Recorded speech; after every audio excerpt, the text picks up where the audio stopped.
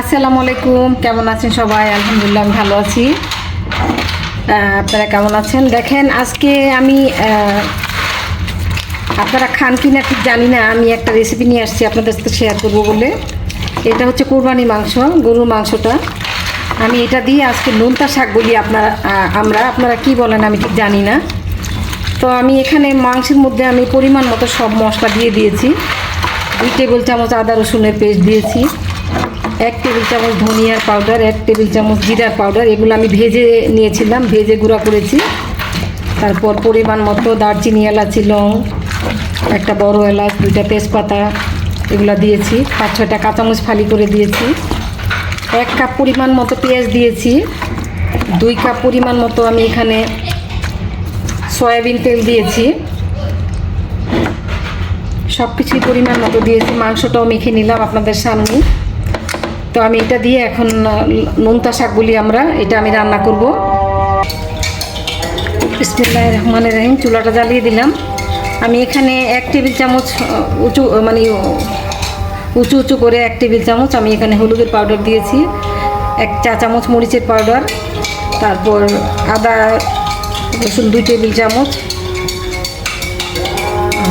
জিরা ধনিয়া 1 চামচ চায়ের চামচের, এগুলো আমি ইউজ করেছি। আমি মশলা মেখে আমি এখানে বসিয়ে দিয়েছি। দেখেন আমি ঢেকে দিব। এখন এটা ঢেকে দিব, কষানো হওয়া পর্যন্ত অপেক্ষা করব। আর এইদিকে আমি দেখুন এটা হচ্ছে আমার নোনতা শাকটা। এই নোনতা শাকটা আমাদের আজকে বাজার থেকে নিয়ে আসছে, এখানে মার্কেটে পাওয়া যায়। ওমানিরা এটা খায়, এই দেশের আরবিরা এটা খায় এই নোনতা শাকটা। তো এখানে এটা চাষ করে ওমানিরা, বাঙালিরা। তো আমাদের আজকে 1 মুঠা নিয়ে আসছে বা আনছে। পরে আমি কি করলাম, সকালবেলা ভাবলাম যে এটা তো এখন রেখে দিলে নষ্ট হয়ে যাবে, কারণ এই শাকটা দ্রুত নষ্ট হয়। মার্কেট থেকে যেই নোনতা শাকটা আনে সেটা দ্রুত নষ্ট হয়ে যায়, পচে যায়। সেজন্য আমি সাথে এই শাকগুলো বেছে কেটে ধুয়ে পরিষ্কার করে একটু সামান্য লবণ দিয়ে আমি সিদ্ধ করে রেখেছি, একটু হালকা ভাপ দিয়ে রেখেছি আর কি। কোনটা আমি নোনতা শাক বলছি আপনারা হয়তো চিনতে পারছেন, আমি দেখাচ্ছি।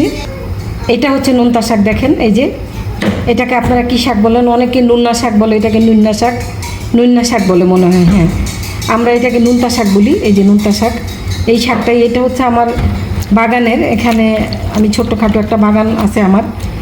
কিছু ডাঁটার শাক আছে, বেগুন গাছ ছিল, টমেটো গাছ ছিল, এখন মরে গেছে। ছিমের গাছ ছিল, আমার ভিডিওতে আছে সেগুলো। তো সেখান থেকে আমি এগুলো ছিঁড়ে নিয়ে আসছি, কিছুটা আপনাদেরকে দেখাবো বলে। আমার কাছে বেশি নেই, অল্প কিছু আছে, সেটাই আমি আরও আছে, আরও তুললে মনে হয় আরও 1 মুঠ হবে। তো আমি ওটা দিয়ে আবার আমাদের 1 তরকারি হবে না। তো যে কারণে আমার সেখান থেকে তুলে নিয়ে বাজার থেকে যেটা নিয়ে আসছি সেটাই আমি করছি। আর এটা হচ্ছে নোনতা শাক। আমি আপনাদেরকে বোঝাতে পারছি কিনা আমি ঠিক জানি না, দেখা যাচ্ছে। দেখেন এটাকে আমরা নোনতা শাক বলি এটাকে। এই নোনতা শাকটা দিয়েই আমি আজকে এই যে গরু মাংসটা একদম ভুনা করব। এইটা নোনতা শাকটা আমরা খাই, খুব মজা করে খাই আমরা। নোনতা শাক ডাল দিয়ে রান্না করে খাই, মশাই ডাল দিয়ে শুকনা করে, শুটকি দিয়ে রান্না করে খাই, লটিয়া, তারপরে ছুরি শুটকি, এগুলো দিয়ে রান্না করে শুকনা করে মাখা চুন করে রান্না করে খাই। তারপরে নোনতা শাকটা আবার 5 মিশালি শাকের সাথেও মিক্স করে রান্না করি। তারপর নোনতা শাকটা আবার আমরা মাঝে নোনতা শাক দিয়ে লবণ দেওয়া ইলিশ মাছের সাথে দিয়েও অনেক সময় রান্না করি, মাংস দিয়ে রান্না করি। মূলত নোনতা শাকটা যারা ঢাকায়া কুট্টি বলে যাদেরকে, তারা আসলে এই নোনতা শাকটা বেশি খায় মাংস দিয়ে। আমরাও খাই, কিন্তু ওরা আর কি বেশিটা নোনতা শাকটা পেলেই ওরা মাংস দিয়ে রান্না করে। তো আজকে আমি আপনাদেরকে দেখাচ্ছি রান্না করে, আমার সাথেই থাকবেন। দেখুন মাংসটা কষানো হয়ে গেছে খুব সুন্দরভাবে, তেল উপরে চলে আসছে। আমি এরকম কষানোর জন্য এতক্ষণ অপেক্ষা করতেছিলাম। এখন আমি এখানে নোনতা শাকটা ঢেলে দিয়েছি। তো শাকটা যেহেতু আমার ভাপ দেওয়া আগে থেকেই, এটা দিয়ে বেশিক্ষণ রান্না করতে হবে না। আমি নেড়ে চেড়ে তারপরও 10 থেকে 15 মিনিট রান্না করব। ঢেকে দিব আমি নেড়ে।